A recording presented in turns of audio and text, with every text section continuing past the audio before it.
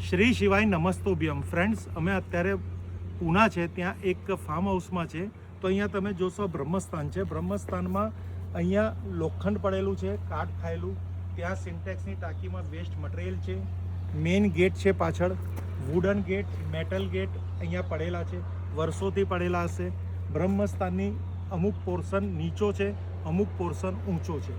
વાસ્તુની દૃષ્ટિકોણે જ્યારે આપણે જમીનનું વાસ્તુ એટલે ભૂમિનું વાસ્તુ જાણવાની કોશિશ કરીએ તો સૌ પ્રથમ ભૂમિમાં બ્રહ્મસ્થાન ક્લીન હોવું જોઈએ, ચોખ્ખું હોવું જોઈએ, સમથળ હોવું જોઈએ, ખાડો ના હોવો જોઈએ કે ટેકરો ના હોવો જોઈએ.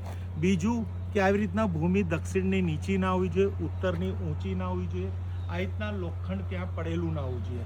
નકામું વસ્તુઓ જ્યારે માનવ સર્જિત વેસ્ટ એટલે કચરો બ્રહ્મસ્થાનમાં રાખવામાં આવશે તો ખરેખર વાસ્તુમાં બ્રહ્મસ્થાન એ ગર્ભસ્થાન છે. ત્યાં આગળ ઉર્જાનો જન્મ થાય છે. ત્યાં આવા પ્રકારનું કૃત્ય કરવામાં આવશે તો આ વાસ્તુથી રિલેટેડ જે અહીંયા રહેતા હશે એ આ ભોગવતા હશે એમના જીવનમાં આર્થિક, શારીરિક, માનસિક સમસ્યા દેખાશે. વૃક્ષ હોય એક વસ્તુ છે કે કુદરતી છે, આ બધું માનવ સર્જિત છે. માનવ સર્જિત જ્યારે ભૂલ થશે કે ભાઈ લોખંડ, કચરો અને પણ શુભ દિશામાં, તો ત્યાં વાસ્તુ હંમેશા દોષપૂર્ણ રહેશે.